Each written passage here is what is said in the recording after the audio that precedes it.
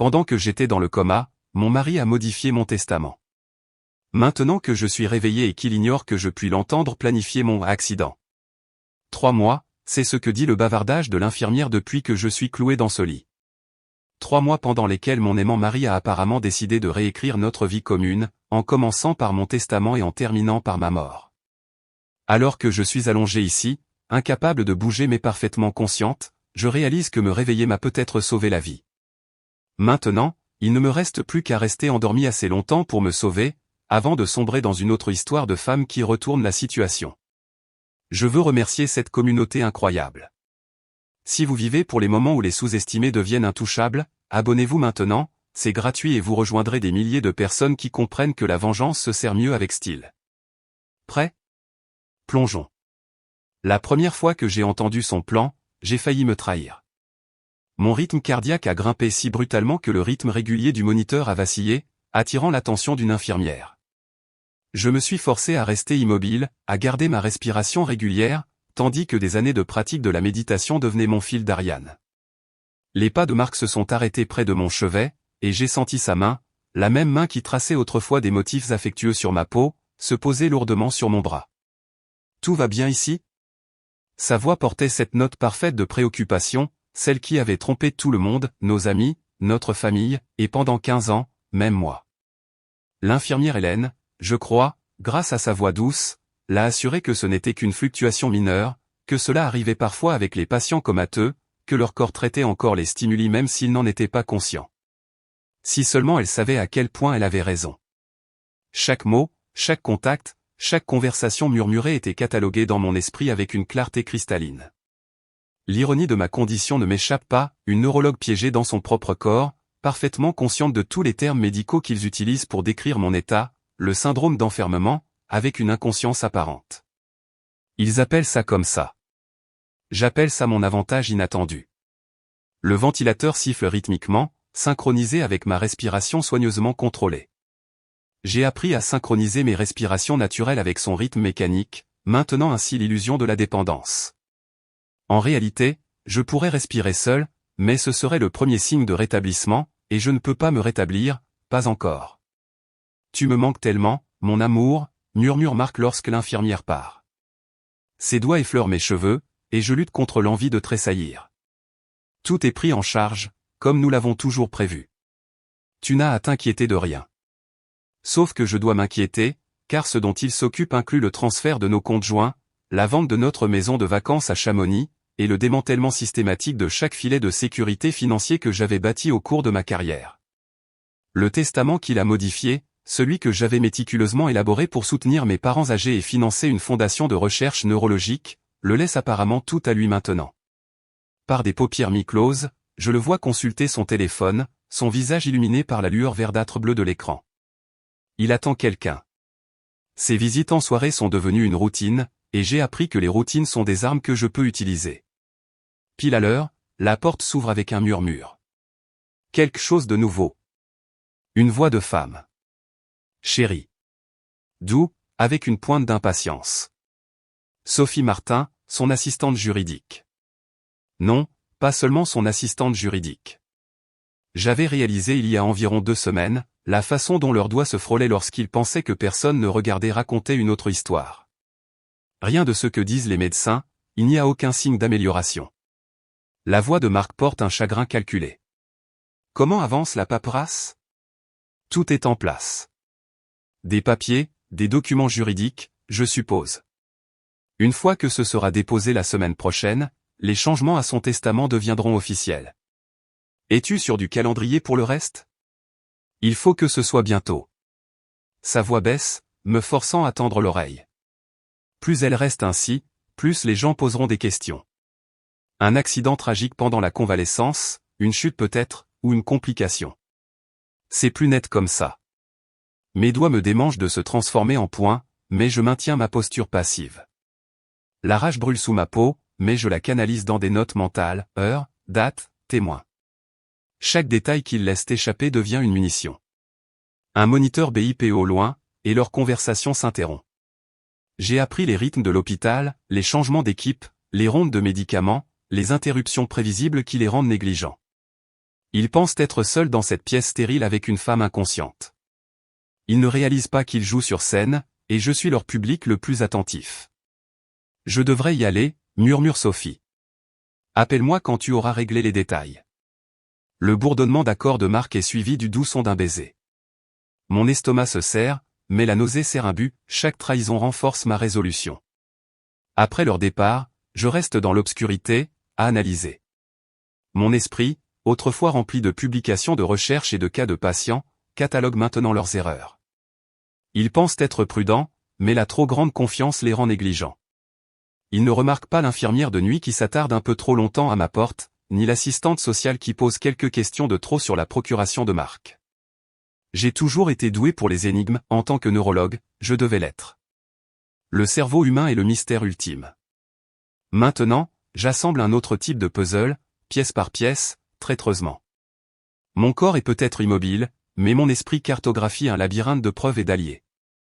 La nuit s'installe autour de moi, et je continue ma veille silencieuse.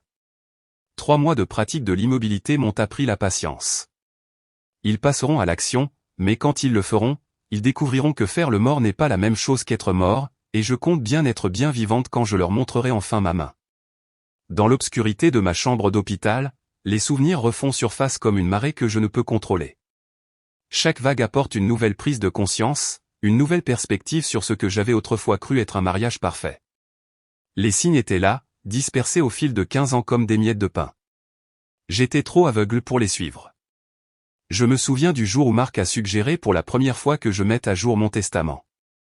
C'était au petit déjeuner, aussi banal que de commenter la météo. Tu gères de plus en plus de patients à haut risque maintenant, avait-il dit en beurrant sa tartine avec une précision méthodique. Il faudrait s'assurer que tout est en ordre. Sa préoccupation semblait si authentique à l'époque. Maintenant, je me demande s'il ne testait pas déjà les os, pour voir à quel point je pouvais être manipulé. 6 mois avant l'accident, il avait commencé à poser des questions sur ma fondation de recherche. C'est beaucoup d'argent à mettre de côté, avait-il mentionné, son ton soigneusement neutre. Peut-être devrions-nous diversifier. J'avais défendu mon choix. La fondation était mon legs, ma façon de garantir que notre richesse ferait progresser le domaine de la neurologie. Il avait reculé si rapidement, si facilement. C'était Marc, toujours sachant quand battre en retraite et se regrouper. L'accident lui-même revient par fragments, comme un miroir brisé reflétant différents angles du même terrible moment. Je rentrais de l'hôpital tard, après une chirurgie compliquée. Les routes étaient mouillées par une pluie récente. Je me souviens avoir cherché mon téléphone alors qu'il vibrait, un message de Marc disant qu'il avait préparé le dîner. Était-ce délibéré, me faire vérifier mon téléphone sur ce virage dangereux? L'accident lui-même est un kaléidoscope de sensations, la perte soudaine de contrôle, le dérapage nauséabond, l'impact écrasant. Mais ce sont les moments juste avant qui me semblent maintenant les plus significatifs, la façon dont mes freins semblaient différents, lents, la résistance inattendue du volant. À l'époque, j'avais blâmé le mauvais temps. Maintenant, je n'en suis plus si sûr. 3 semaines avant l'accident, Marc avait insisté pour faire réviser ma voiture dans un nouvel endroit. Un de mes collègues la recommande vivement, avait-il dit. Le même collègue qui, je le réalise maintenant, l'a aidé à naviguer les complexités juridiques du changement de mon testament pendant que j'étais incapable. Il y avait eu d'autres signes aussi, des changements subtils que j'avais attribués à l'évolution naturelle d'un long mariage, les longues nuits au bureau devenaient plus fréquentes, son téléphone de plus en plus privé, il avait changé ses mots de passe, installé une meilleure sécurité sur son ordinateur portable. J'avais même été fier de lui de prendre la cybersécurité au sérieux, un autre exemple de la façon dont l'amour peut aveugler même l'esprit le plus analytique. Nos dernières vacances semblent particulièrement amères rétrospectivement, une semaine à Chamonix, à notre maison au bord du lac, la même maison qu'il vend maintenant tranquillement. Il était distrait, constamment au téléphone, mais si attentif lorsqu'il se concentrait sur moi. Maintenant, je le reconnais comme de la culpabilité, peut-être même des répétitions. Chaque geste affectueux était une répétition générale pour le rôle du mari dévoué qu'il joue actuellement à mon chevet. Les souvenirs les plus accablants sont les plus récents, encore frais malgré mon coma, la semaine précédant l'accident, il avait insisté pour que nous examinions nos finances ensemble. Nous devrions consolider certains comptes, avait-il suggéré. Rationaliser les choses. J'avais accepté d'y réfléchir, trop occupé par une chirurgie à venir pour y accorder beaucoup d'attention. Mon retard l'avait-il forcé la main? L'accident était-il sa façon de garantir la conformité? J'avais toujours plaisanté sur son attention aux détails, sa façon de tout planifier méticuleusement. Le parfait avocat, l'avais-je appelé. L'ironie brûle maintenant. Tous ces petits moments de rigueur construisaient vers cela, le crime parfait. Un mari aimant, un accident tragique, un coma pratique, et maintenant une complication malheureuse en attente dans les coulisses. Le rôle de Sophie dans tout cela est peut-être la révélation la plus douloureuse. Je lui faisais confiance, l'accueillais chez nous pour des dîners, célébrait l'obtention de son diplôme en droit. Depuis combien de temps planifiaient-ils cela ensemble? Je me souviens de son intérêt inhabituel pour mes directives médicales l'année dernière, les questions désinvoltes sur la structure de ma fondation. Chaque conversation prend une nouvelle signification maintenant, comme lire un livre familier et comprendre soudainement tout le pressentiment. Le pire, c'est de me souvenir à quel point j'étais fier de notre relation. Nous étions le couple que les autres enviaient, la neurologue brillante et l'avocat brillant, toujours aussi amoureux après 15 ans. Lors de galas caritatifs et de réceptions hospitalières, les gens commentaient la façon dont Marc me regardait, la façon dont il gardait toujours une main protectrice sur le bas de mon dos. Maintenant, je comprends, ce n'était pas de la protection qu'il offrait, c'était du contrôle. Même notre dernier matin ensemble semble différent rétrospectivement. Son baiser d'adieu était plus long que d'habitude, son « je t'aime » plus emphatique. Savait-il ce qui allait arriver? Y a-t-il eu un moment d'hésitation, un éclair de doute avant qu'il ne m'envoie à mon accident? Alors que je suis allongé ici dans l'obscurité, cataloguant ses souvenirs, je sens quelque chose bouger en moi. Le chagrin et la trahison sont toujours là, mais ils se cristallisent en quelque chose de plus dur, quelque chose d'utile. Chaque moment rappelé est une autre pièce de preuve, un autre fil dans la tapisserie de la tromperie que je déroule lentement. L'infirmière de nuit, Karen, mon alliée la plus probable, entre pour ses contrôles habituels. Alors qu'elle ajuste mes oreillers, je sens qu'elle glisse quelque chose sous ma main, un petit geste, mais qui confirme ce que je soupçonnais, elle est au courant, elle observe, et elle documente tout. Demain, ils ont l'intention de passer à l'action, mais ils ne réalisent pas qu'ils ne sont pas les seuls à planifier. En essayant de tisser une toile pour me piéger, ils n'ont réussi qu'à créer les conditions idéales pour eux-mêmes. Pendant la nuit, Karen, l'infirmière, devient ma bouée de sauvetage. Ses mains douces vérifient mes constantes vitales avec une efficacité habituelle, mais il y a une intention dans chaque mouvement. Elle a observé, documenté, recueilli des preuves par elle-même. Quand elle est certaine que nous sommes seuls, elle murmure « Docteur Moreau, si vous m'entendez, clignez une fois ». C'est un risque, mais un que j'ai soigneusement calculé. Je fais battre mes paupières une fois, délibérément. L'inspiration brusque de Karen est suivie d'un calme professionnel immédiat. Je tiens des registres, murmure-t-elle, faisant semblant d'ajuster mes perfusions. Conversation, visiteur. Le détective Leroy m'a donné sa carte. Elle la glisse discrètement sous mon oreiller. Mon esprit s'emballe avec cette nouvelle tournure. Karen n'est pas seulement une alliée, elle est un témoin crédible, avec une documentation détaillée. Mais le timing est crucial. Si je révèle ma conscience trop tôt, je perds mon avantage. Si j'attends trop longtemps, je pourrais ne pas avoir d'autre chance. Pendant le changement d'équipe du lendemain matin, je pratique des mouvements minuscules, un léger mouvement de doigt ici, un battement de paupières là, des signes subtils d'amélioration que le personnel médical notera. Cela doit paraître naturel, graduel. En tant que neurologue, je connais la progression typique d'un rétablissement comateux. Je dois la reproduire parfaitement. Marc arrive pour sa visite matinale, Sophie à ses côtés. Ils ne prennent plus la peine de baisser la voix, confiants dans mon inconscience. Leur erreur. Les papiers sont déposés, dit Sophie. Tout est en place. Il ne reste que la dernière étape ce soir. Oui, confirme Marc lors du changement d'équipe. Cela ressemblera à une complication. Ces choses arrivent avec les patients comateux. Mon rythme cardiaque augmente légèrement, mais j'ai appris à contrôler les moniteurs. Toutes les compétences médicales que j'ai acquises tout au long de ma carrière servent maintenant un objectif différent, la survie. Tout au long de la journée, je catalogue leurs préparatifs. Marc fait semblant de consulter mes médecins, s'interrogeant sur les risques et les complications. Il construit son alibi, prépare le terrain pour le mari endeuillé, pris de court par la tragédie. Sophie s'occupe de la paperasse, s'assurant que tout est juridiquement impeccable. Il ne remarque pas l'observation silencieuse de Karen ni la façon dont le docteur Dubois, mon médecin traitant, s'attarde plus que nécessaire lors des rondes. Ils sont tellement concentrés sur leur plan qu'il manque la résistance subtile qui se construit autour d'eux. Dans l'après-midi, j'ai progressé à des mouvements occasionnels de la main, rien de spectaculaire, juste assez pour susciter l'intérêt médical. Le docteur Dubois ordonne de nouveaux tests, perturbant leur calendrier. J'entends l'appel téléphonique frustré de Marc dans le couloir. Nous ne pouvons pas attendre, siffle-t-il. Plus nous retardons, plus c'est risqué. Ce soir, ça doit être ce soir. À l'approche du soir, je commence mon propre compte à rebours. Des années de précision chirurgicale guident mon timing. Chaque minute est calculée, chaque réponse mesurée. Le changement de garde de nuit aura lieu à 19h. Marc passera à l'action peu de temps après, lorsque le service sera le plus chaotique.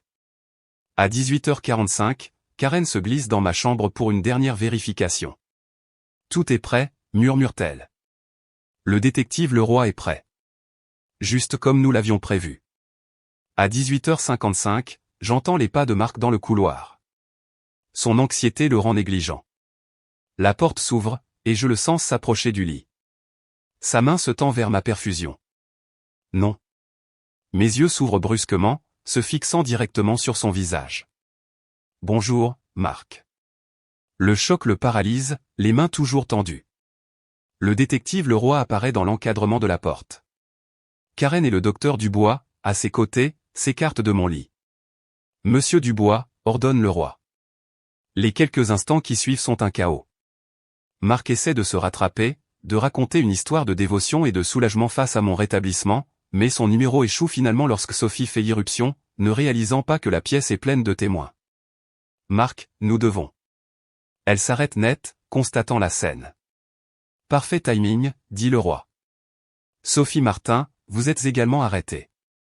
Nous avons quelques questions concernant des documents juridiques récemment déposés. Pendant qu'ils sont emmenés, Karen m'aide à m'asseoir. Mes muscles sont faibles par manque d'usage, mais mon esprit est aussi vif que jamais. Nous avons tout documenté, me dit-il, son masque professionnel glissant pour révéler du soulagement. Karen est venue me voir il y a des semaines avec ses soupçons. Quand le détective Leroy s'est impliqué, nous savions que nous devions attendre qu'il passe à l'action. Depuis combien de temps, demande Karen, êtes-vous consciente? Assez longtemps, réponds-je, ma voix rauque par le manque d'usage. Assez longtemps pour entendre tous les plans, tous les complots. Je regarde le détective Leroy, et assez longtemps pour construire un dossier inattaquable. La détective hoche la tête. Les preuves sont substantielles, le testament modifié, les transferts financiers, le sabotage des freins, et maintenant tentative de meurtre avec de multiples témoins. Ils ne pourront pas s'en sortir. Alors que l'adrénaline s'estompe, l'épuisement s'installe, mais il y a de la satisfaction. Marc pensait être le maître manipulateur, le marionnettiste tirant toutes les ficelles.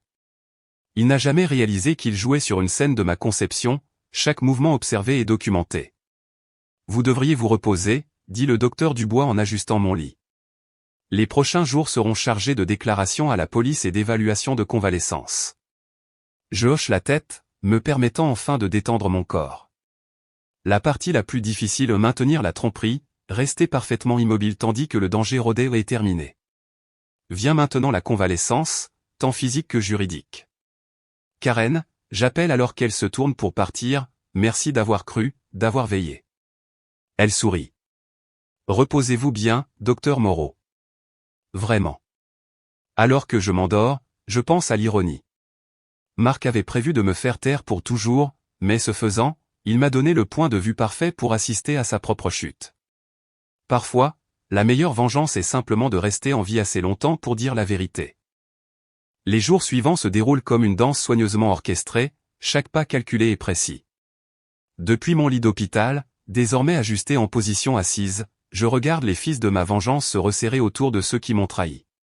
Le détective Leroy devient une présence régulière, son carnet se remplissant de détails que j'ai stockés lors de ma veille silencieuse. Le sabotage des freins était sophistiqué, m'informe-t-il, un travail professionnel. Nous l'avons retracé jusqu'à un mécanicien ayant des liens avec le cabinet de votre mari. Je hoche la tête, sans surprise. Vérifier les paiements via des sociétés écrans, suggère-je.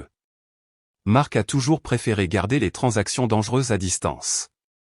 Ma voix est plus forte maintenant, bien que parler pendant de longues périodes me fatigue encore. L'enquête s'étend comme des ondulations dans un étang.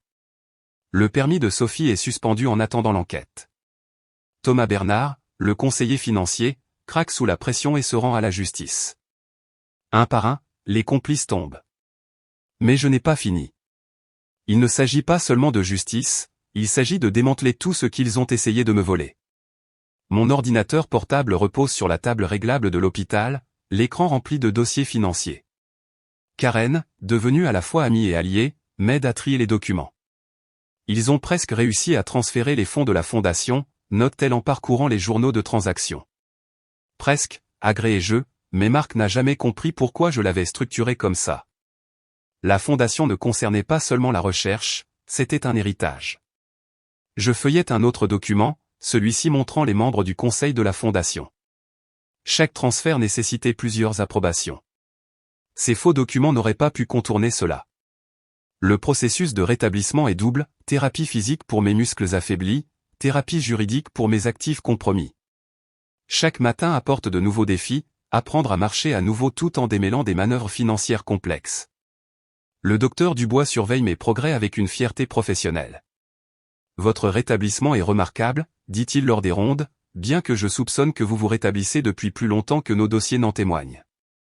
Je lui adresse un sourire entendu. Un médecin fait le pire patient, mais apparemment la meilleure actrice. Les médias entendent parler de l'histoire. Les gros titres hurlent trahison et tentative de meurtre, sur la brillante neurologue qui a déjoué son prétendu tueur. Je refuse les interviews, laissant le système judiciaire faire son travail. Mon silence devient une autre arme, rendant Marc fou dans sa cellule alors qu'il attend son procès, se demandant ce que je pourrais savoir d'autre. Sophie craque la première. Son avocat m'approche avec une proposition, témoignage complet en échange de clémence. J'écoute le résumé du détective Leroy de sa confession avec un détachement clinique. Elle prétend que cela a commencé il y a 3 ans, dit Leroy. Une liaison au bureau qui a évolué en une affaire, puis Marc a découvert que votre fondation valait plus qu'il ne le pensait, et le meurtre est devenu plus rentable que le divorce. Je termine. Toutes les pièces s'emboîtent maintenant, le timing, la montée progressive de la fraude financière à la tentative de meurtre. Le conseil de la fondation se réunit dans ma chambre d'hôpital, leur visage grave alors que j'explique tout. Ils sont horrifiés par la tentative de démanteler notre travail, mais impressionnés par les garanties qui l'ont empêché. Nous avons gelé toutes les transactions suspectes, assure le président du conseil. Le travail de la fondation se poursuivra sans interruption. Je regarde les propositions de recherche étalées sur mon lit, des études qui pourraient aider les futurs patients souffrant de maladies comme la mienne. Planifier une conférence de presse, leur dis-je. Il est temps d'annoncer notre nouvelle orientation sur la recherche sur la conscience et la récupération après traumatisme. L'ironie n'échappe à personne, mon expérience de mort imminente financera des études qui pourraient aider d'autres personnes à survivre à des traumatismes similaires. Tard un soir, Karen m'apporte un document juridique. L'avocat de Marc a contacté, dit-elle. Il propose un accord de plaidoyer. Je parcours les conditions, notant la désespération entre les lignes. Marc veut éviter un procès public, veut préserver une partie de sa réputation. Pas d'accord, dis-je en le lui rendant. Certaines choses doivent éclater au grand jour. Ma physiothérapie progresse, chaque pas dans le couloir de l'hôpital ressemble à une victoire, chaque mouvement récupéré un rappel que j'ai survécu. Les autres patients me sourient en passant, ne sachant pas qu'ils regardent un phénix s'élever. Le détective Leroy me rend visite à nouveau, cette fois avec des images de surveillance du parking de l'hôpital. Nous avons trouvé quelque chose d'intéressant, dit-il en lançant une vidéo. La nuit où il prévoyait de vous achever. Regardez qui attendait dans l'escalier. Je regarde les images granuleuses de Thomas Bernard se positionnant près de la porte d'accès à ma perfusion. Leur plan de secours, je réalise, si Marc échouait avec la perfusion, Thomas était prêt à faire passer cela pour un accident lors d'une promenade de convalescence inexistante. Ils avaient pensé à tout, convient Leroy. Presque tout, corrige-je. Ils n'avaient pas pensé que je penserais aussi. Le dossier se construit, les preuves s'accumulant comme une marée qui les noiera tous. Chaque jour apporte de nouvelles révélations, de nouvelles accusations. La toile qu'ils ont tissée pour me piéger devient leur prison à la place. Alors que je signe les derniers documents juridiques inversant les changements de marque à mon testament, je sens un poids se soulever. La fondation est en sécurité. La conspiration est exposée. La justice est en marche. Et maintenant, demande Karen, me regardant fermer mon ordinateur portable. Je regarde par la fenêtre de l'hôpital la ligne d'horizon de la ville que je pensais ne jamais revoir. Maintenant, nous nous assurons que cette histoire se termine exactement comme elle le devrait, avec la vérité dans la lumière et les menteurs dans le noir. Demain, je sortirai de l'hôpital. Demain, je ferai face au monde en tant que survivante, pas victime. Mais ce soir, je savoure la victoire silencieuse d'être vivante, d'avoir transformé leur crime parfait en ma vengeance parfaite. Les semaines suivant ma sortie de l'hôpital deviennent un exercice d'observation minutieuse. Tout comme j'avais veillé depuis mon lit d'hôpital, je veille maintenant depuis ma position rétablie dans la vie. Chaque détail, chaque réaction, chaque ripple que ma survie a causé dans le monde. Marc et ses complices ont construit ma maison, autrefois un espace partagé de supposé bonheur conjugal, devient mon centre de surveillance. Des caméras cachées installées sous prétexte de mise à niveau de sécurité pendant ma convalescence capturent chaque réaction des visiteurs à mon retour miraculeux. La même technologie qu'ils comptaient utiliser pour documenter mon accident sert maintenant mon objectif.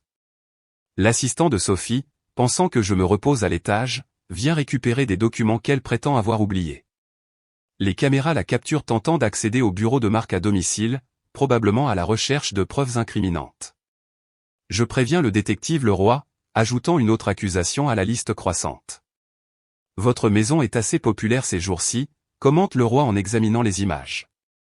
Nous avons identifié 3 tentatives distinctes d'entrée depuis votre retour.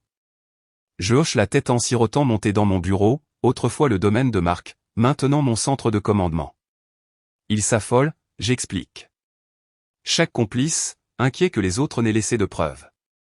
La façade professionnelle que je portais à l'hôpital est devenue une seconde nature, cachant ma satisfaction face à leur désespoir. La piste de papier électronique s'avère encore plus révélatrice. Karen, devenue à la fois amie et alliée, m'aide à surveiller les miettes de pain numérique, compte email, relevés bancaires, dossiers de téléphone. Chaque pièce soigneusement documentée est transmise à l'accusation. Ils se retournent les uns contre les autres, note Karen en parcourant les messages interceptés. Thomas propose de témoigner contre Sophie. Sophie contacte le procureur au sujet de Marc. Laissez-les se battre, je réponds, me souvenant de la façon dont ils complotaient autrefois si avec confiance. La peur rend les gens négligents. Mon retour à l'hôpital, cette fois en tant que médecin, pas patient, crée de nouvelles opportunités de collecte d'informations. Les collègues qui avaient parlé librement autour de ma forme inconsciente surveillent maintenant leurs paroles, ne réalisant pas que j'avais déjà entendu leur vraie couleur. Le docteur Dubois devient un atout inattendu, me dit-il lors du déjeuner. Le personnel parle. Il dit que certaines personnes de la garde de nuit se sont souvenues de conversations, de choses qu'elles ont entendues lors des visites tardives de Marc. Ils sont prêts à témoigner. Je maintiens ma persona publique avec soin, la victime qui se rétablit, la survivante résiliente. Mais sous ce masque, je catalogue chaque murmure, chaque regard nerveux, chaque signe subtil d'implication dans le complot. L'accusation construit son dossier méthodiquement. Je leur fournis les enregistrements de ma chambre d'hôpital. Karen avait été brillante pour cacher de petits appareils lors de ses rondes. Les avocats s'intéressent particulièrement à la nuit où ils ont planifié l'accident. Votre souci du détail est remarquable, commente le procureur principal en examinant mes notes. Vous avez tout documenté.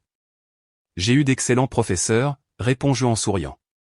Observer les conspirateurs comploter mon meurtre vous donne une nouvelle appréciation de la minutie. Le travail de ma fondation se poursuit, maintenant avec un accent accru sur la défense des patients et la prévention de la fraude médicale. Chaque apparition publique, chaque discours envoie un message à ceux qui pensaient pouvoir me faire taire. Je ne suis pas seulement vivante, je prospère, et je m'assure que leurs types de trahison deviennent plus difficiles à exécuter. L'attention médiatique sert son propre objectif. Chaque interview soigneusement contrôlée ajoute de la pression aux comploteurs. Je ne nomme jamais personne, je ne pointe jamais directement du doigt. Je n'ai pas à le faire.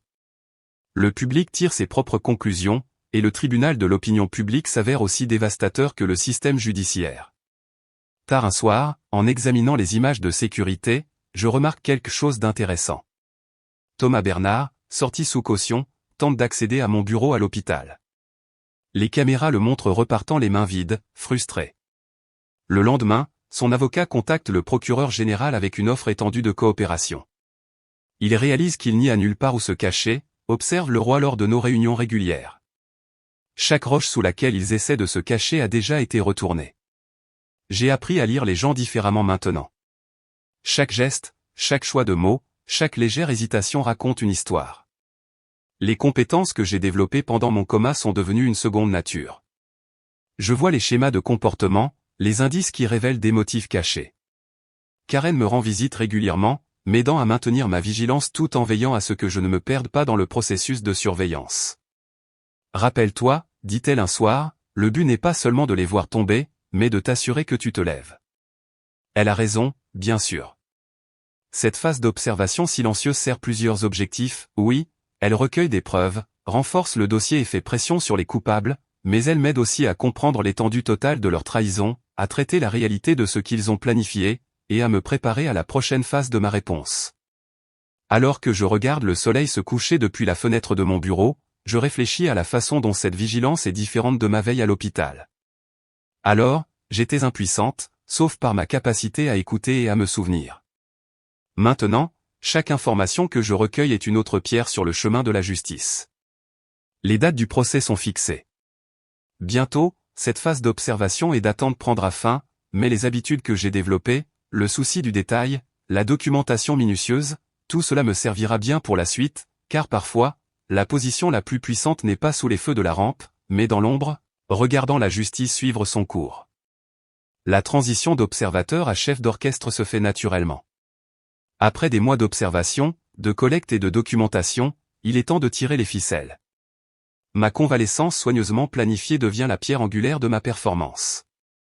En public, je joue le rôle de la victime pardonnante à la perfection. Bien sûr, je suis dévasté, dis-je au psychiatre nommé par la cour, laissant un léger tremblement entrer dans ma voix. Mais je crois en la justice, pas en la vengeance. Le rapport qu'elle dépeint me dépeint exactement comme je l'avais prévu, résiliente mais traumatisée, forte mais vulnérable, parfaite pour le récit de l'accusation. Marc me regarde en face dans la salle d'audience lors des audiences préliminaires, essayant de décrypter mon jeu. Il a toujours été doué pour lire les gens, mais il m'a appris trop bien. Chaque geste, chaque expression que je montre est calculée pour le déséquilibrer. La Fondation poursuivra son travail, j'annonce lors d'une conférence de presse, ma voix calme et compatissante, y compris une nouvelle initiative axée sur les droits des patients et l'éthique médicale. Les journalistes en redemandent, le guérisseur blessé transformant le traumatisme en triomphe. Pendant ce temps, les avocats de la Fondation commencent discrètement à auditer chaque lien avec le cabinet de Marc. La façade de Sophie se fissure en premier, comme je l'avais prédit. Son avocat m'approche avec une autre proposition, offrant une coopération complète. Je les laisse transpirer pendant 3 jours avant de répondre. Le timing est essentiel, j'explique au détective Leroy pendant que nous examinons la déclaration de Sophie. Laissez-la penser qu'elle contrôle le récit, puis montrez-lui combien nous savions déjà. Les dominos tombent exactement comme prévu. Le témoignage de Sophie mène à Thomas, qui révèle les comptes offshore, ce qui implique 3 autres partenaires du cabinet de Marc. Chaque révélation est programmée pour un impact maximal, chaque divulgation forçant le conspirateur suivant à chercher un accord. J'orchestre mon retour à l'hôpital avec une précision similaire. Ma première chirurgie de retour est médiatisée avec soin, une jeune victime de traumatisme, sa convalescence symbolique de la mienne. La presse adore ça. Le conseil d'administration de l'hôpital est rassuré, et ma position en tant que figure sympathique grandit. Vous les jouez comme un pianiste de concert, observe Karen lors d'une de nos séances stratégiques. J'ai appris du meilleur, réponds-je, pensant aux années de manipulation de Marc. Mais contrairement à lui, j'utilise ses compétences pour exposer la vérité, pas pour l'enterrer. L'épreuve se déroule comme une symphonie soigneusement dirigée. Chaque nouvelle révélation est programmée pour contrer leur stratégie de défense. Quand l'avocat de Marc suggère la folie temporaire, nous diffusons les enregistrements montrant sa planification méthodique. Quand Sophie prétend avoir été contrainte, nous produisons des emails prouvant sa participation volontaire. Mes ficelles s'étendent au-delà de la salle d'audience. Le conseil d'administration de l'hôpital, désireux de se distancer du scandale, accepte facilement mes changements proposés dans les politiques de défense des patients. La nouvelle orientation de la fondation attire l'attention positive, détournant l'attention des poursuites pénales vers l'avenir. Même ma physiothérapie fait partie du spectacle. Je m'assure d'être vu travailler dur, surmonter la douleur, montrant des progrès déterminés. Le récit se construit tout seul, la survivante qui refuse d'être brisée, canalisant son expérience dans un changement positif. Votre rétablissement est inspirant, me dit un jeune résident après une chirurgie. Je souris, sachant que ma force visible rend la trahison de Marc encore plus odieuse aux yeux des jurés potentiels. L'accusation suit mon calendrier suggéré à la perfection, construisant son dossier méthodiquement. Chaque pièce de preuve est révélée au moment précis, chaque témoignage soigneusement programmé pour un impact maximal.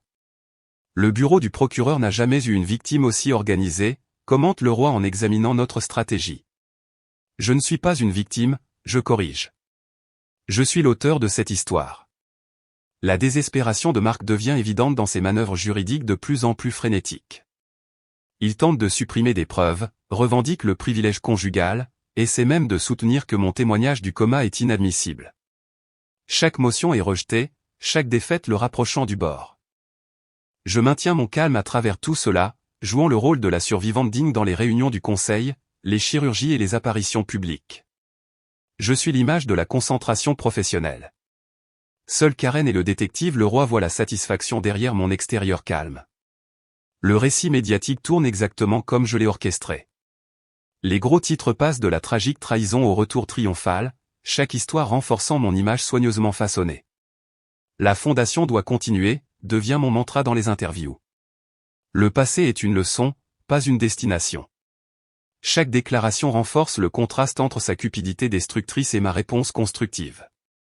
En coulisses, je continue de tirer les ficelles. Des conseils anonymes parviennent aux journalistes à des moments stratégiques. Des témoins clés retrouvent leur conscience au moment précis. Le complot se déroule, fil par fil parfaitement planifié. Vous avez pensé à tout, dit Karen un soir alors que nous examinons la prochaine phase de révélation. Je pense à ces longues heures dans le lit d'hôpital, planifiant chaque mouvement alors qu'ils pensaient que j'étais inconsciente. Ils m'ont donné beaucoup de temps pour me préparer, réponds-je. Maintenant, ils vont regarder leur propre spectacle s'effondrer. La scène est prête pour le dernier acte.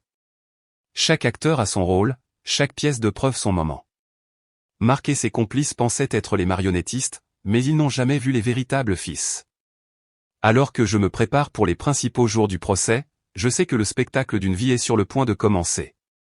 Ce qu'ils avaient prévu comme une tragédie, je l'ai réécrit comme la justice, et cette fois, c'est moi qui contrôle chaque scène. Le premier signe de leur effondrement complet arrive de manière inattendue. Thomas Bernard est retrouvé dans sa voiture à l'extérieur de la ville, une confession à moitié écrite sur son ordinateur portable.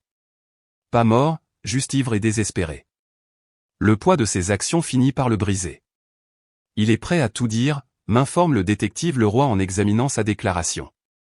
Les comptes offshore, les arrangements pour le sabotage des freins, les plans de secours, tout. La réaction de Marc à la détresse de Thomas est révélatrice. Sa composure soigneusement maintenue se fissure lors d'une audience préliminaire. Je le regarde depuis ma place alors qu'il s'en prend à son propre avocat, son masque de dignité professionnelle glissant pour révéler l'homme désespéré en dessous. Sophie, toujours pragmatique, cherche à prendre ses distances davantage. Elle propose des documents que nous ne savions même pas exister, dit son avocat au procureur général. Des enregistrements personnels, des courriels, des chronologies détaillées de chaque réunion. Son instinct de survie est fort, mais son timing est faux. Nous avons déjà la plupart de ce qu'elle propose. La pression commence à se faire sentir de manière inattendue. Le cabinet d'avocats de Marc, déjà distancié du scandale, fait face à sa propre enquête interne. Les partenaires qui le soutenaient autrefois découvrent soudainement un besoin urgent de coopérer avec les autorités. 3 autres associés se sont manifestés, me met à jour le roi. Apparemment, votre tentative de meurtre n'était pas la première fois que Marc suggérait des accidents comme solution à des problèmes. J'absorbe cette information avec une précision clinique, bien qu'à l'intérieur, un frisson me parcourt. Combien d'autres complots avait-il envisagé avant de décider de s'en prendre à moi? Le conseil de la fondation se réunit en session d'urgence alors que de nouvelles irrégularités financières apparaissent. Nous avons trouvé des preuves de tentatives antérieures d'accéder aux fonds, rapporte le président, remontant à au moins 2 ans avant votre accident. Cette révélation s'emboîte comme une pièce manquante du puzzle. Le long jeu auquel il jouait, la manipulation patiente, cela avait commencé bien plus tôt que nous ne le pensions tous. Chaque nouvelle découverte rend le réseau de tromperie plus complexe, mais aussi plus fragile. Mark commet sa première erreur sérieuse lors d'une déposition. Frustré par les questions sur les finances de la fondation, il laisse échapper un détail sur des transferts que seul quelqu'un ayant un accès illégal au compte aurait pu connaître. Le visage de son avocat pâlit, mais les mots ne peuvent être repris. Il craque, observe Karen alors que nous examinons le relevé de déposition. Eux aussi. Les médias commencent à s'intéresser à l'étendue croissante du complot. Ce qui avait commencé comme une histoire de trahison domestique évolue en une exposition de corruption d'entreprise et de fraude systématique. Chaque nouveau titre ajoute de la pression aux relations déjà tendues entre les complices. Sophie, sentant les vents tourner, fait une autre tentative de clémence, cette fois elle offre quelque chose d'inattendu, des preuves d'autres crimes non liés à ma tentative de meurtre. Fraude à l'assurance, intimidation de témoins, pot de vin judiciaire, énumère le roi. Elle brûle tous les ponts qu'elle peut trouver. Je regarde tout cela depuis ma position de dignité professionnelle soigneusement entretenue. Chaque jour, je réalise des chirurgies, assiste à des réunions du conseil d'administration et poursuis le travail de la fondation. Mon apparente concentration sur la guérison et la progression contraste fortement avec leur tentative de plus en plus chaotique d'auto-préservation. Le dénouement le plus dramatique survient lors d'une révision de routine des preuves. Un des jeunes associés de Mark, chargé de préparer les documents pour la découverte, trouve quelque chose que ses supérieurs ont manqué, un compte de messagerie caché rempli de correspondances incriminantes. Ils étaient négligents, dit le roi en me montrant les emails. Trop confiants, trop à l'aise avec leur plan. La pression commence à affecter leur santé. Thomas Bernard développe un ulcère, Sophie commence à manquer des comparutions au tribunal en raison de crises d'anxiété. Mark, toujours fier de son apparence soignée, semble de plus en plus négligé. Leurs tentatives de contrôle des dégâts deviennent de plus en plus désespérées. Mark tente de plaider la folie temporaire, Sophie suggère qu'elle a été contrainte, Thomas baragouine sur la culture d'entreprise et la pression de sa hiérarchie. Aucune de leurs histoires ne correspond tout à fait, et chaque nouvelle version les fait paraître plus coupables. Ils font notre travail pour nous, commente le procureur lors d'un examen de dossier. À ce rythme, ils se condamneront eux-mêmes. Je maintiens mon rôle de survivante composée, mais à l'intérieur, je ressens une sombre satisfaction. La même pression qu'ils avaient essayé d'exercer sur moi, la destruction lente et méthodique d'une vie, fonctionne maintenant contre eux. Le dernier fil se défait lors d'un audit financier de routine. Un comptable junior, quelqu'un qu'il n'avait jamais jugé assez important pour remarquer, trouve les enregistrements de transactions qu'il pensait avoir détruits. La preuve est accablante, détaillée et entièrement admissible. C'est fini, me dit le roi en tenant les dossiers. Avec cela, nous pouvons prouver l'intention, le complot et la préméditation. Il n'y a aucune issue pour aucun d'entre eux. Je regarde par la fenêtre de mon bureau le campus de l'hôpital en contrebas. Quelque part en dessous, des patients se battent pour leur vie, tout comme moi. Mais ma bataille n'était pas seulement pour la survie, c'était pour la justice. Ils pensaient avoir tout prévu, dis-je doucement, mais ils n'avaient jamais prévu la vérité. Les fils de leur complot, autrefois si étroitement tissés, pendent maintenant librement et exposés. Tout ce qui reste, c'est de regarder la justice tirer les derniers fils, défaire leur monde complètement. Demain, le procès commence sérieusement. Leurs façades se sont fissurées, leurs alliances se sont brisées, et leur complot soigneusement construit s'est effondré. Maintenant, ils feront face aux conséquences de leurs actions, non pas en tant que complices confiants, mais en tant qu'individus désespérés et divisés. La vérité, comme ils l'apprennent, a un moyen de survivre même aux tentatives les plus élaborées pour l'enterrer. La salle d'audience devient ma scène finale, où chaque pièce que j'ai soigneusement positionnée se déplace vers sa conclusion inévitable. Mark est assis à la table de la défense, son coûteux costume ne lui allant plus tout à fait, sa confiance visiblement ébranlée. Sophie occupe une table séparée avec son avocat, leur accord de plaidoyer finalisé mais son témoignage toujours à venir. Levez-vous tous, appelle le greffier, et je sens le poids de tous ces mois de planification s'installer. De ma surveillance comateuse à ce moment, chaque mouvement mène ici. La déclaration liminaire de l'accusation est magistrale, tissant ensemble les fils de preuve que j'ai aidé à rassembler. Il ne s'agit pas seulement de tentative de meurtre, commence le procureur. Il s'agit d'un complot calculé qui a commencé il y a des années. Une tentative systématique de voler non seulement de l'argent, mais une vie. Je regarde le jury alors que l'épreuve se déroule. Les enregistrements de l'hôpital sont diffusés en premier, Marc et Sophie planifiant mon accident alors qu'ils pensaient que j'étais inconsciente. Les visages des jurés reflètent leur horreur face à la façon nonchalante dont ma mort a été discutée. Nous les avons eus, murmure le détective Leroy pendant une interruption. La réaction du jury aux enregistrements a été encore meilleure que nous ne l'espérions. Mais je sais qu'il ne faut pas célébrer trop tôt. Marc a toujours été doué pour se remettre des revers. Bien sûr, son équipe de défense tente de dépeindre les enregistrements comme trompeurs, sortis de leur contexte. Puis Sophie monte sur le banc des témoins. Son témoignage est dévastateur. Elle détaille chaque réunion, chaque plan, chaque stratégie de secours qu'ils ont élaboré. Le jury apprend le sabotage des freins, le testament modifié, les stratagèmes élaborés pour accéder au fond de la fondation. Et Monsieur Dubois en particulier, demande le procureur. Il a dit que le coma n'était pas suffisant, répond Sophie, sans rencontrer le regard furieux de Marc. Tant que sa femme était en vie, il y avait un risque qu'elle se réveille et découvre tout. Les preuves financières viennent ensuite, présentées par des experts comptables judiciaires qui retracent chaque transfert tenté, chaque compte caché. Les membres du conseil de la fondation témoignent des tentatives subtiles pour prendre le contrôle des fonds, des préparatifs minutieux effectués des années à l'avance. Le témoignage de Thomas Bernard suit, sa nervosité prêtant crédibilité à son récit de mise en place de comptes offshore et d'organisation du sabotage mécanique de ma voiture. C'était censé ressembler à une panne de frein, explique-t-il, la voix tremblante, un accident tragique. Karen monte sur le banc des témoins ensuite, son professionnalisme parfait alors qu'elle détaille ses observations pendant mon séjour à l'hôpital. J'ai remarqué des incohérences, témoigne-t-elle, la façon dont Monsieur Dubois se comportait quand il pensait que personne ne regardait, les conversations tardives, le changement des directives médicales de sa femme. Le témoignage du docteur Dubois ajoute du poids médical au dossier. Il explique la improbabilité que mes blessures soient purement accidentelles, les signes subtils qui suggéraient une intervention malveillante. Son analyse clinique rend la préméditation encore plus évidente. Les contre-interrogatoires de l'équipe de défense deviennent de plus en plus désespérés. Ils essaient de suggérer des théories alternatives, de remettre en question les motivations, de semer le doute sur les horodatages, mais chaque tentative est accueillie par plus de preuves, plus de corroboration, plus de preuves. Pendant une pause déjeuner, Leroy me montre de nouvelles informations qu'ils ont découvertes. Nous avons trouvé des tentatives antérieures, dit-il doucement. Il y a 3 ans, il a essayé d'organiser un accident similaire pour un partenaire commercial. Cela n'a jamais abouti, mais le schéma est clair. Cette nouvelle preuve est immédiatement transmise au procureur. La stratégie de défense de Marc, affirmant qu'il s'agissait d'un incident isolé motivé par le stress financier, s'effondre face à ce schéma de comportement.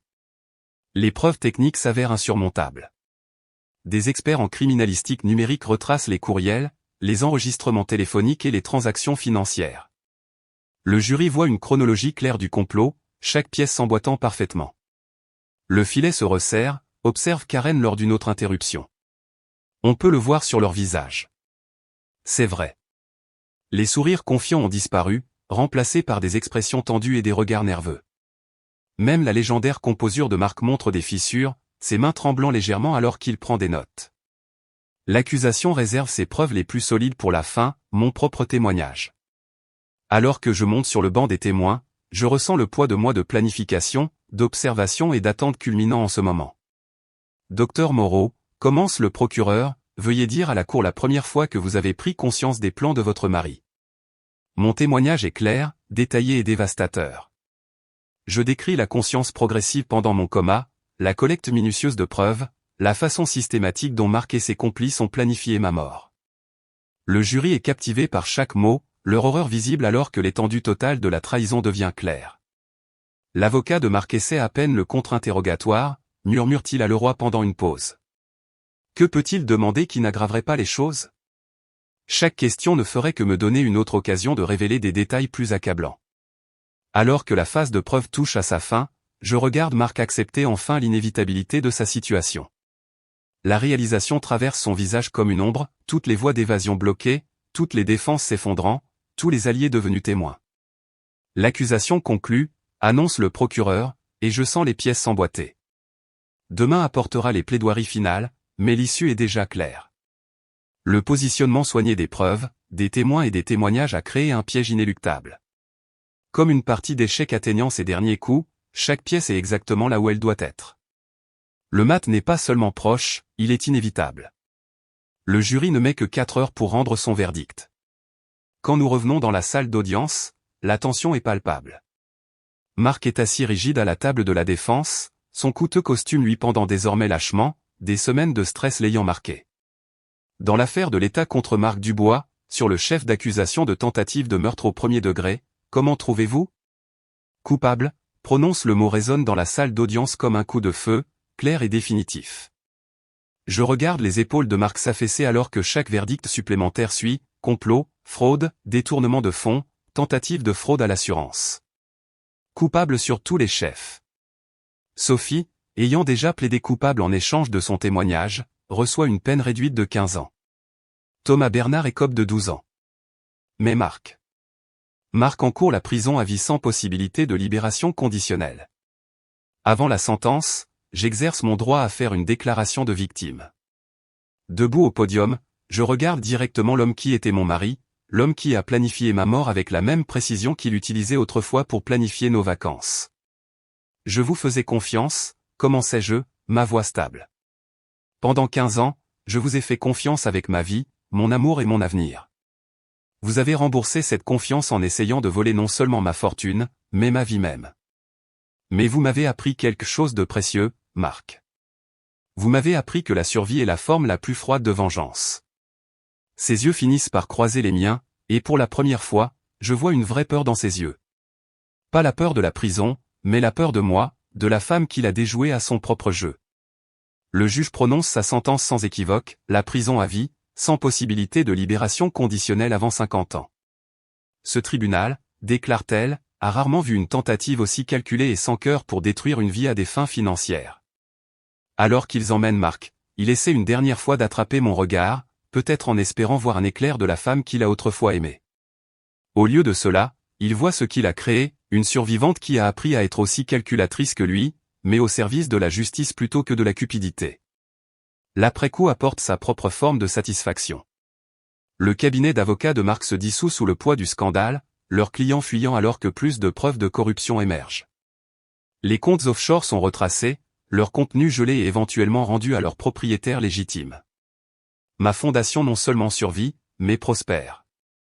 Nous établissons un nouveau programme axé spécifiquement sur l'aide aux victimes de fraude médicale et de tentatives de meurtre pour se rétablir et reconstruire leur vie.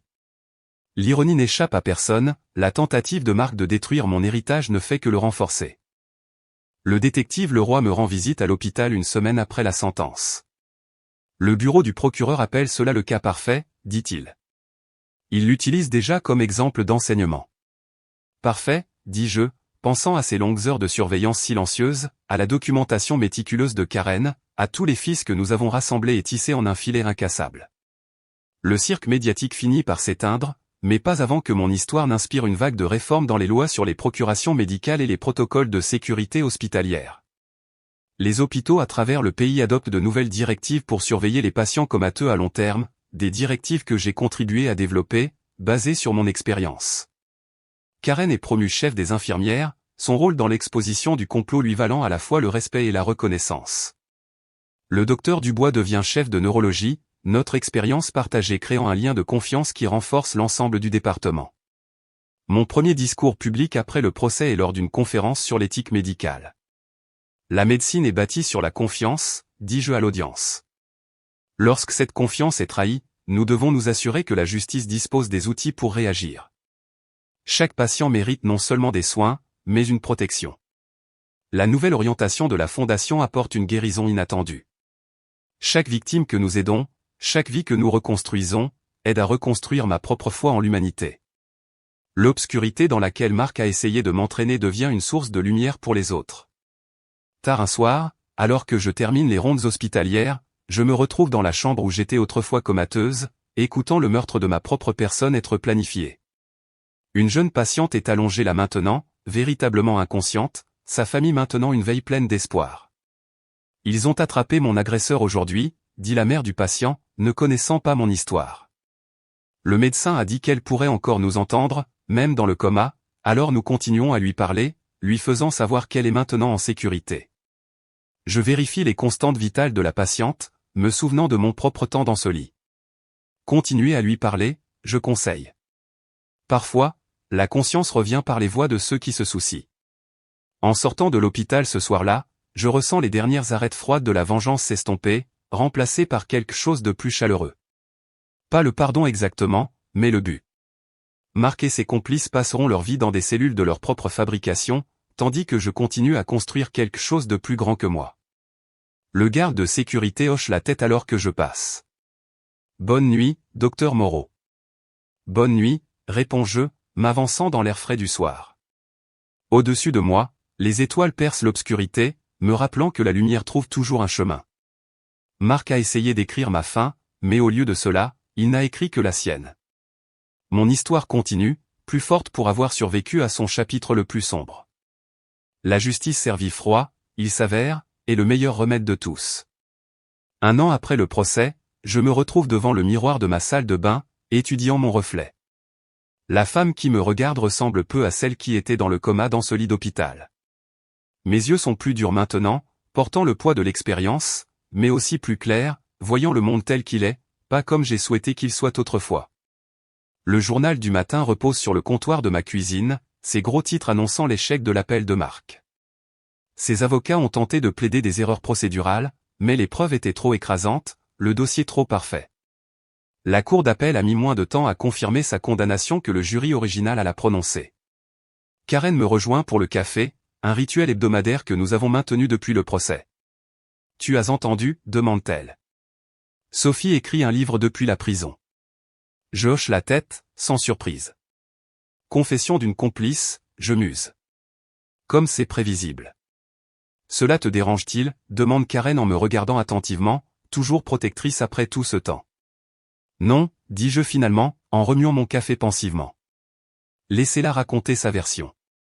La vérité a déjà gagné. Le travail de la Fondation me maintient ancré. Aujourd'hui, nous examinons les candidatures à notre programme de soutien aux victimes. Chaque histoire de trahison et de survie me rappelle que mon expérience, bien qu'extrême, n'est pas unique. Les gens survivent à l'impensable tous les jours. Le détective Leroy, maintenant capitaine Leroy, prend toujours de mes nouvelles régulièrement. Thomas Bernard demande un transfert, m'informe-t-il lors de sa dernière visite. Dit qu'il ne peut pas dormir dans l'établissement actuel, qu'il continue de rêver de ce qu'il prévoyait de vous faire. Bien, réponds-je, mais la satisfaction est creuse. La vengeance, même justifiée, laisse sa marque sur tout le monde. Ma nouvelle maison, une structure moderne de verre et d'acier, rien à voir avec la maison traditionnelle que je partageais avec Marc, offre une vue panoramique sur la ville la nuit. Je me tiens souvent aux fenêtres, regardant les lumières en contrebas, me rappelant à quel point j'ai failli ne jamais les revoir. La partie la plus difficile, étonnamment, ce ne sont pas les souvenirs de trahison. C'est d'apprendre à faire confiance à nouveau. Chaque nouvelle relation, professionnelle ou personnelle, s'accompagne du nombre de doutes. Je me retrouve à analyser les motivations, à chercher des signes, à maintenir une vigilance qui est à la fois protectrice et épuisante. Le docteur Dubois le remarque lors d'une chirurgie compliquée. Vous n'avez pas à vérifier 3 fois, dit-il doucement. Certaines personnes peuvent réellement être dignes de confiance. Il a raison, bien sûr. Le prix de la vengeance n'est pas seulement mesuré en victoire judiciaire et en peine de prison. Il est mesuré en doute nocturne et en distance prudente, dans la façon dont j'aborde maintenant chaque relation avec une précision chirurgicale. Le gala annuel de la Fondation le confirme. Alors que je prononce mon discours sur la résilience et le rétablissement, je scannais la foule, notant automatiquement les sorties, observant les réactions, maintenant la conscience qui est devenue une seconde nature pendant ma veille hospitalière. Tu es en sécurité maintenant, me rappelle Karen après coup. Tu as gagné, mais gagné à son prix. Les compétences qui m'ont sauvé la vie, observation, calcul, timing parfait sont devenues réflexes. La femme qui faisait autrefois confiance librement vérifie maintenant tout. Le médecin qui se concentrait uniquement sur la guérison comprend maintenant la nécessité de la défense. Mes parents, enfin remis de leur propre traumatisme de presque perdre leur fille, s'inquiètent de ma solitude. Tu ne peux pas laisser ce qu'il a fait définir ton avenir, dit ma mère lors du dîner du dimanche. Je ne le fais pas, les assure-je. Je le laisse informer mon avenir. Il y a une différence. La différence se manifeste dans mon travail. Mes patients bénéficient de ma vigilance accrue, de ma compréhension de la vulnérabilité. Les programmes de la Fondation sont plus solides grâce à mon expérience directe de la trahison et du rétablissement. Même mes recherches médicales sont plus nuancées, intégrant des perspectives sur la conscience et les traumatismes que seule l'expérience personnelle pouvait offrir. Tard un soir, je reçois une lettre inattendue. C'est de Marc, transmise par ses avocats et examinée par la sécurité.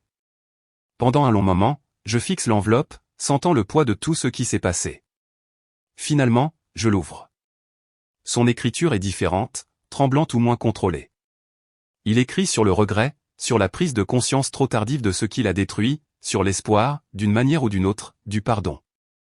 Je place la lettre dans mon coffre-fort de bureau, aux côtés des dossiers de preuves que je garde toujours, non pas parce que j'en ai encore besoin, mais comme un rappel que la vérité, une fois révélée, ne peut jamais être enterrée à nouveau. Le lendemain matin, je réalise une chirurgie délicate, sauvant une vie qui aurait pu être perdue. Dans la salle de réveil, en regardant ma patiente se réveiller, je réalise quelque chose d'important. Le prix de la vengeance est peut-être élevé, mais la valeur de la survie est incommensurable. Mon histoire fait partie des cours d'éthique médicale, une étude de cas sur la trahison et la justice. Quand on me demande de parler aux étudiants, je leur raconte non seulement le complot et son déroulement, mais aussi le coût de la vigilance et l'importance d'une confiance équilibrée. La leçon la plus difficile, dis-je, n'est pas d'apprendre à qui faire confiance, mais d'apprendre à faire confiance après la trahison. Mais sans ce risque, nous perdons quelque chose d'essentiel en médecine, la connexion humaine qui rend la guérison possible. Alors que je rentre chez moi sous un ciel qui s'assombrit, je réfléchis au voyage, de la victime à la survivante, à la victorieuse. Le prix de la vengeance était élevé, payé en confiance, en innocence, dans la joie simple des relations sans surveillance. Mais cela a acheté quelque chose de précieux, la sagesse, la force et le pouvoir d'aider les autres à survivre à leur propre trahison. La femme dans le lit d'hôpital est morte, d'une certaine manière, mais celle qui est sortie était plus forte, plus sage, et peut-être mieux équipée pour faire face à un monde où la confiance doit être équilibrée avec la vigilance, et où la guérison doit parfois précéder la justice. Le prix était élevé, mais la survie, cela, c'est inestimable.